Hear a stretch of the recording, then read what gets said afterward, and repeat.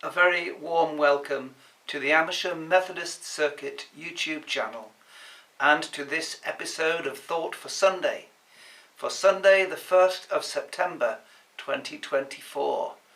My 6th year in the Amersham Circuit of the Methodist Church, of which I am still pleased to be the Superintendent Minister. You're most welcome whether you have joined us on many occasions or whether this is your first time. You might even like to consider subscribing or sharing or just clicking on the like button. Thank you. The 1st of September is also the day on which the Christian Church remembers St. Giles, and indeed on Sunday morning I'll be preaching outdoors in the town of Chalfont, St. Giles, which I'm very much looking forward to.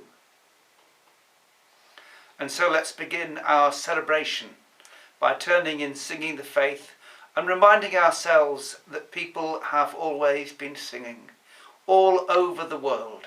Hymn number 1, all people that on earth do dwell, sing to the Lord with cheerful voice.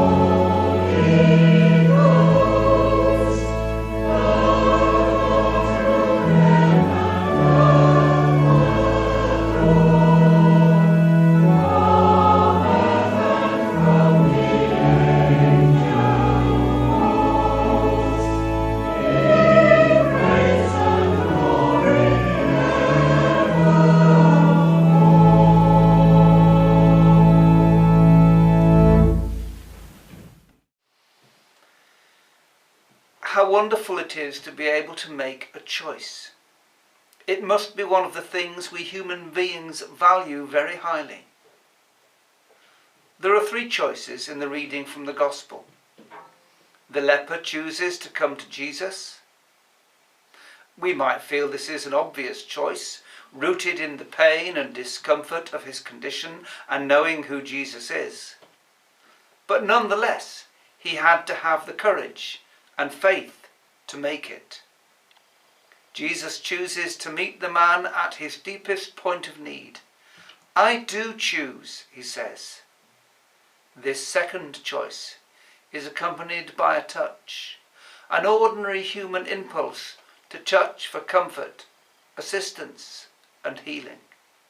In the hands of Jesus, it becomes profoundly special. And then Jesus chooses to ask the man not to tell, but to do what the law requires. The normal way of demonstrating that you had been healed was to go to the priest. So it is that Jesus says, "Show yourself to the priest and offer the gift that Moses commanded as a testimony to them." More choices in our first reading. The king chooses to send Naaman to the prophet who is in Samaria, in the hope of Naaman being cured of his leprosy. The king of Israel suspects a plot when Naaman turns up and is worried. Elisha the prophet, having heard what is going on, chooses to intervene. He sent a message to the king, "Why have you torn your clothes? Let him come to me that he may learn that there is a prophet in Israel." Naaman goes to the prophet and is given the instruction, "Go, wash in the Jordan 7 times, and your flesh shall be restored, and you shall be clean." And Naaman is furious. "I thought that for me he would surely come out and stand and call on the name of the Lord his God, and would wave his hand over the spot and cure the leprosy." What he's being asked to do is too ordinary. He can wash anywhere, so he has a rant. "Are not Abner and Pharpar, the rivers of Damascus, better than all the waters of Israel? Could I not wash in them and be clean?"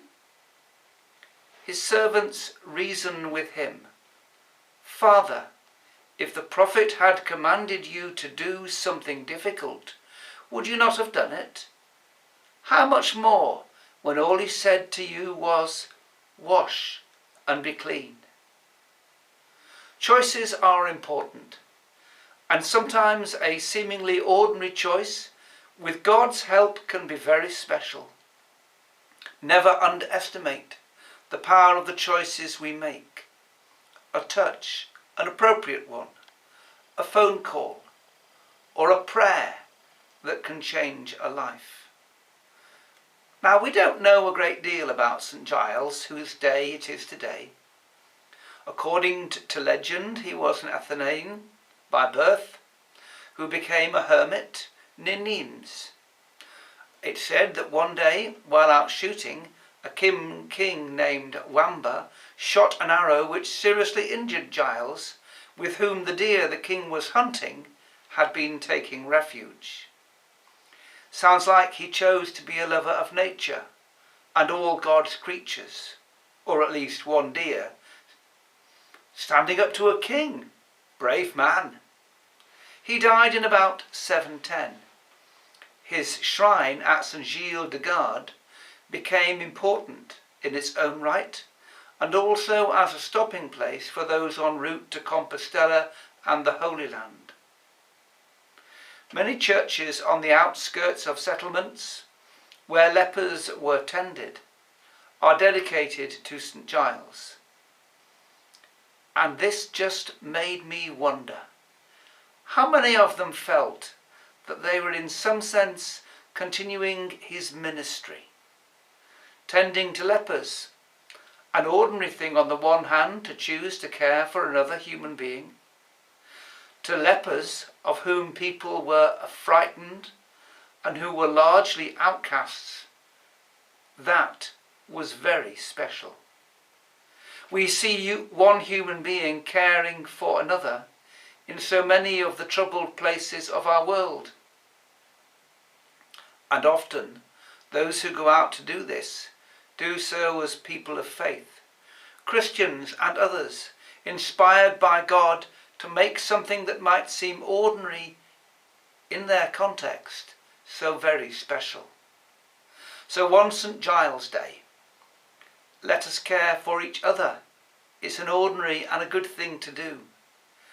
Let's ask God to help us also care and reach out to those who feel outcast or alone or frightened in our society today. And with God's help, make the ordinary very, very special. We're going to sing another hymn now from Singing the Faith, 415. The Church of Christ in every age, beset by change but spirit-led. Have a really good weekend.